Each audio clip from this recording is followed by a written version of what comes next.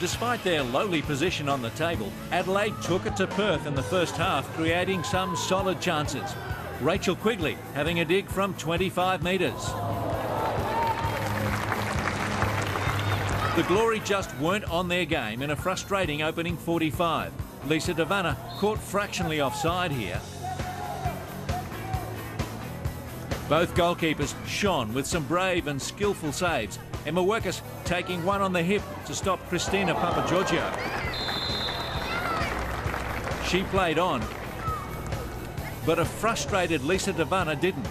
She was replaced after half an hour by Sam Kerr and copped a one-week holiday for bringing the game into disrepute. Kerr wasted no time getting involved and had the Adelaide defence scrambling with her pace and enterprise. A fine stop by Sian McLaren.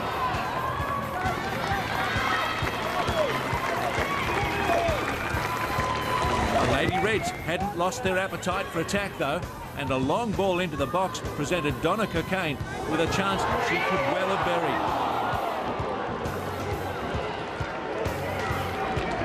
A few choice words from Perth coach John Gibson had the desired effect. They were sharper after the break, with defender Alex Singer pushing forward to seize an opportunity. The tall American did well to control her shot and find the top corner.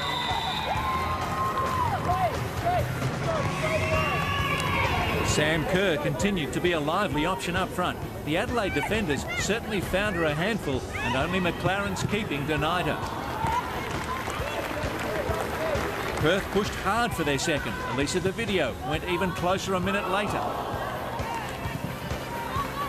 From this corner, Adelaide did everything but score, as Calotti and May somehow made the clearance. Another ball in, but Quigley's header from the penalty spot was simply too far out to beat Workus. Perth were nearly as frustrated that they couldn't score more, as Kerr was sent careering towards McLaren's net again and again. Theirs was a great duel, and McLaren deserves much of the credit for keeping the damage to 1. While Adelaide United are still looking for their first goal, Singers stitched up the result to lift the Glory into the top 4. We knew for a period of time that we're going to dominate and also create some good opportunities, which we did. Their keeper was outstanding today, Sian McLaren. But yeah, we should just hang in there. It was a fairly eventful first half, so it was good to keep a clean sheet and also get the 3 points. The Mariners reckoned they were a good chance for all 3 points against the winless Jets at Wanderers, and they were on their way after just 5 minutes. Lydia Vandenberg strong at the near post. Newcastle at times seemed to be missing some composure and communication. After 21 minutes, Ashley Connor dispossessed Kirsten Pearce, and Michelle finished what was a simple task in the end. Heyman is in eye-catching form. She certainly caught Alison Logue's attention with this cross. Heyman had her second moments later. There was a handball on the line that went unpunished, but it was turned in by Heyman for the Mariners to take a 3-0 lead. Then again, the Jets may have been over-penalised for this one. Was Renee Rollison inside the box when brought down? Pearce was cautioned. And Kendall Fletcher was invited to the spot. 4-0 the visitors. An Amber Nielsen cross found the head of Tara Andrews. But Newcastle's misery was complete when the Mariners were awarded a disputed goal. Trudy Camilleri's header ruled to have crossed the line despite the Jets' protest. 5-0 to the Central Coast. Something finally went right for the Jets when Leah Smith's booming shot came back off the bar to be met by Tara Andrews' flying header for Newcastle's first of the season.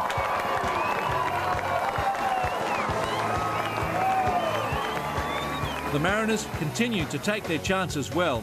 Heyman, now the leading goal scorer in the league with 4.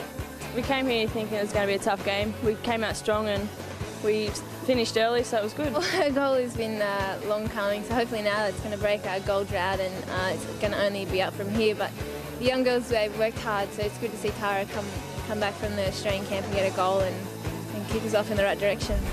After 2 losses and a draw, Canberra were desperate for the win at home against Melbourne, and their fans were right with them. And they had plenty to cheer about when some accurate passing was combined with good timing from Tseng Shuo. She beat the offside tramp and then Melissa Barbieri to put Canberra ahead after 27 minutes. It must be the hair. To the second half, and a Canberra corner saw the ball spill out to Elise Perry, who figured, why not? And it was a question worth asking as she went close from 30. The second goal came just moments later when a well-weighted ball from Jen Bissett found Tseng again, and she somehow poked it past Barbieri to put Canberra comfortably ahead. It really must be the hair.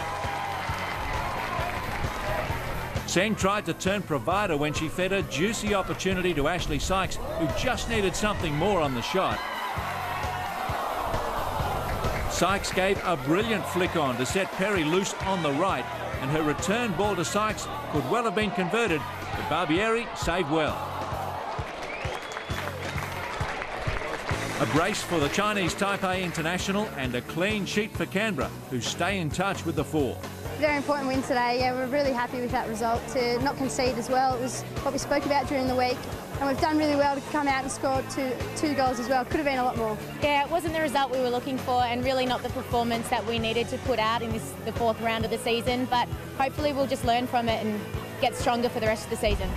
Conditions were slippery at the Sydney Football Stadium, where Brisbane looked as though they meant business with their early attacking raids. Courtney Butel twice testing Sydney keeper Nikki Dieter in the opening minutes. Having weathered that storm, the Sky Blues struck through Danish international Katrin Paskey.